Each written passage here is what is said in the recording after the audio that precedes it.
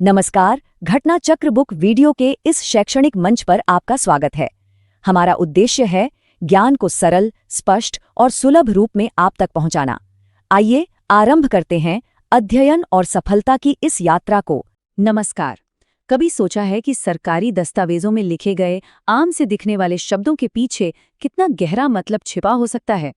आज हम एक ऐसे ही ऑफिशियल वाक्य की परतें खोलने जा रहे हैं, उसके असली मतलब को समझने के लिए।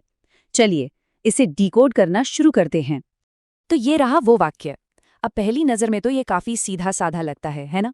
लेकिन इसका पूरा मतलब एक अकेले लेकिन बहुत ही ज़रूरी शब्द पर टिका है। एक ऐसा शब्द जो सब कुछ बदल सकता है।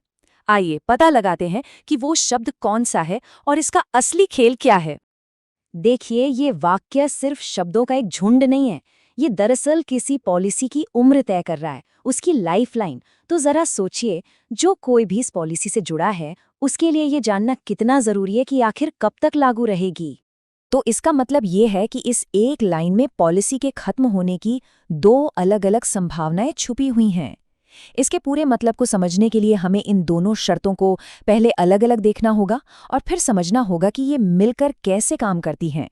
चलिए सबसे पहले पहली शर्त को पकड़ते हैं। ये शर्त पूरी तरह से समय पर आधारित है, एक फिक्स्ड टाइम पीरियड पर।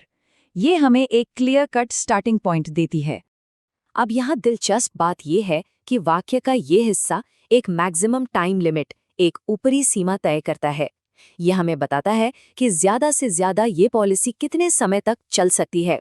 लेकिन कहानी यहीं खत्म नहीं होती। यहाँ एक बहुत जरूरी टर्म है, अधिसूचना की तिथि। इसका मतलब क्या है?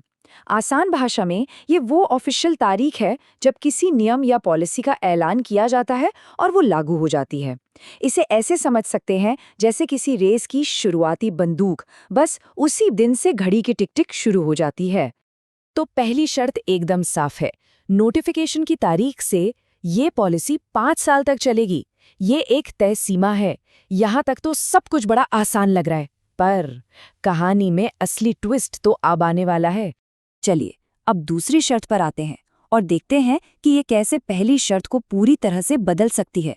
ध्यान रहे, ये दूसरी शर्त समय पर नहीं बल्कि भविष्य में होने वाली एक घटना पर टिकी है।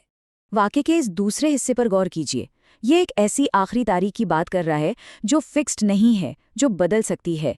इसका मतलब है कि पॉलिसी के खत्म होने की तारीख किसी और चीज पर भी निर्भर करती है। इसका सीधा सा मतलब ये है कि इस पॉलिसी को किसी भी समय एक नई नीति लाकर बदला जा सकता है। ये नई नीति एक ट्रिगर की तरह काम करती है, जो मौजूदा पॉलिसी को तुरंत खत्म कर सकती है, भले ही 5 साल पूरे हुए हों या नहीं। ठीक है, तो अब वक्त आ गया है कि इन दोनों शर्तों को एक साथ रखकर देखें और इस वाक्य के पीछे के पूरे लॉजिक को समझें। असली राज अब खुलने वाला है। तो पूरे वाक्य का सबसे जरूरी शब्द जो असल में हीरो है, वो है अथवा। जी हाँ, यही वो छोटा सा शब्द है जो पूरे वाक्य के मतलब को कंट्रोल करता है।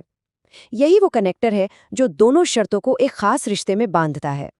तो ये काम कैसे करता है? हमारे पास दो संभावनाएं हैं, या तो 5 साल बीत जाएं या फिर एक नई नीति की घोषणा हो जाए। अथवा शब्द का मतलब है कि इन दोनों में से जो भी घटना पहले होगी, बस उसी पल ये पॉलिसी समाप्त हो जाएगी।